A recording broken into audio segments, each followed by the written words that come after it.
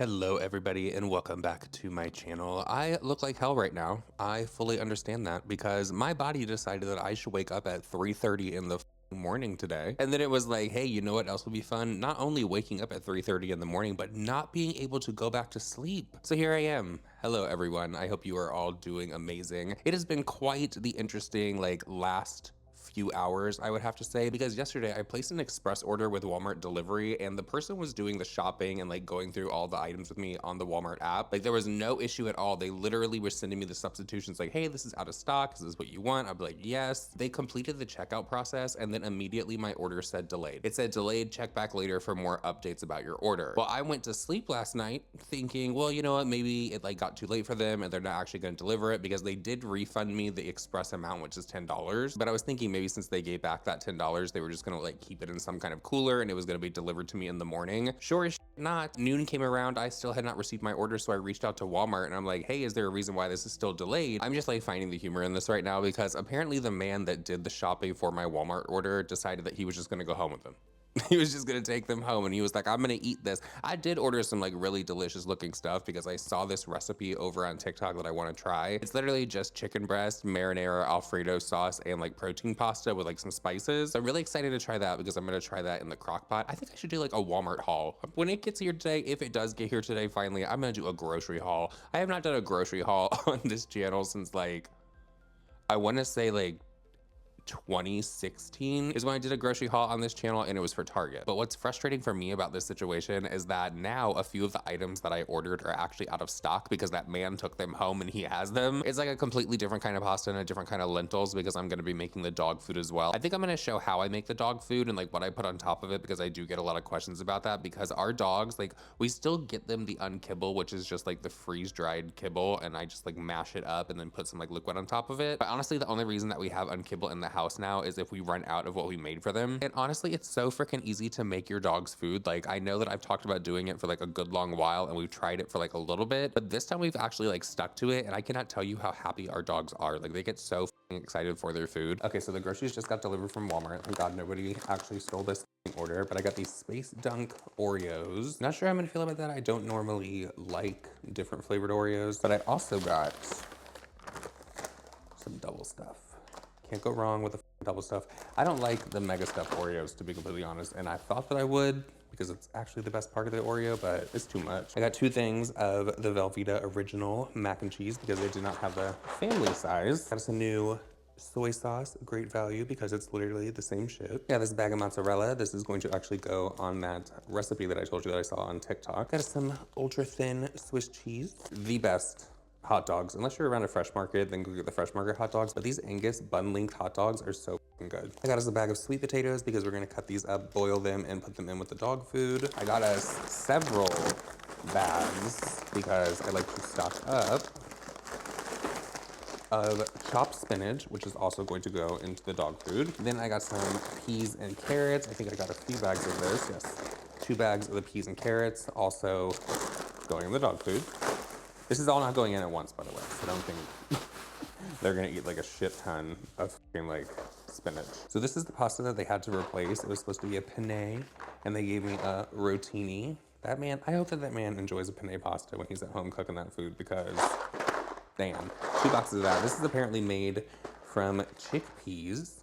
It's 190 calories per serving, 4 servings per container. No added sugar, that's good. This is the other sauce that goes into that recipe. This is roasted garlic Alfredo. This is the chicken for it.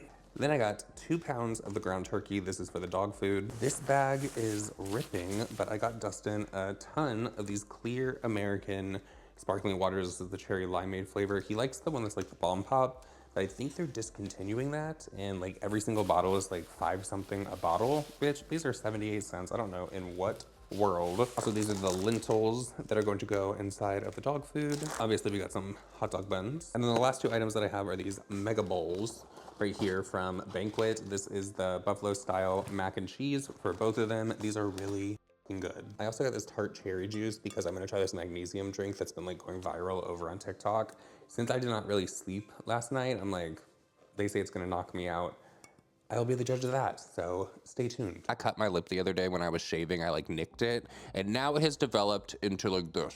So that is what we are working with. I hope everyone is doing amazing. I'm sitting down to continue this vlog. It is a few days after the last clips that you just saw. There are a few things that I want to talk about right now because I just opened up my Twitter and I actually like tweeted this out and said I don't even know what to think about this. There is a video clip going around of a lady, and it might be a teenager because she does look like she has a backpack on. She is inside of a porta potty while her friend records her, and she is like bent down licking the toilet seat of the porta potty. But it doesn't stop there. It doesn't just end there with her disgusting antics. No, she decides that she's going to stick her head into the porta potty where you can see used toilet paper among other things and just go for a fucking swim. The things that people will do online for a little bit of clicks, views, and clout is so disgusting to me and very disturbing, actually. You know what it reminds me of? Remember when COVID was first popping off and there was that influencer, I can't think what exactly her name is right now. I know she's been in a lot of other drama, but do you remember she was going into the public restroom and she was licking like the urinal or the toilet and then she got COVID? That just made me think of those douches that were going into the grocery store and opening up the ice cream and licking it and then putting it back. People are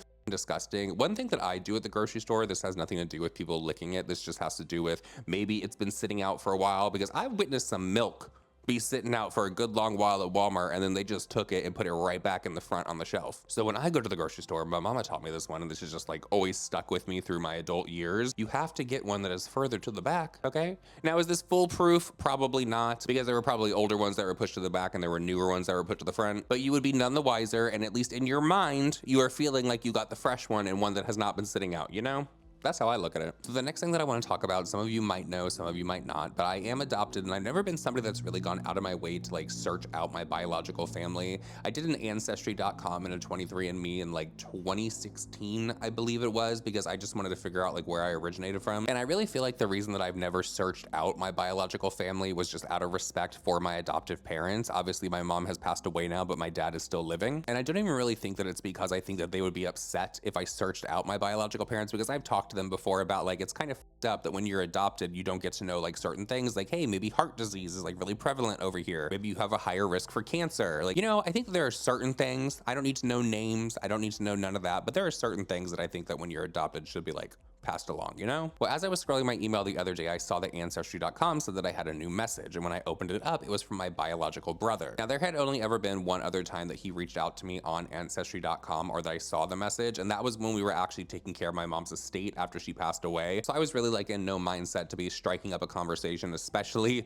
with my biological brother. And then I just kind of like forgot about it, because I do not like, it's maybe I should, but I really do not log into like ancestry.com or 23andMe like at all. I actually had to re-download the app on my phone to see the message that he sent me. Back when I was modeling though, the idea was presented to myself as well as my agent at the time of, why don't you go on television and why don't you seek out your biological parents? And honestly, I did toy around with the idea of it, and now looking back on it, maybe I should have. But honestly, I got in my own head and I started thinking to myself, like, maybe these people don't want to meet me because obviously they put me up for adoption. So maybe they don't want to fucking meet me, you know? And trust me, I understand that there are a multitude of reasons as to why people put children up for adoption. I'm not mad at them for putting me up for adoption at all. I think I've had a pretty great life, but I'm just saying, I got in my head and I was thinking like, well, maybe they don't want to meet me.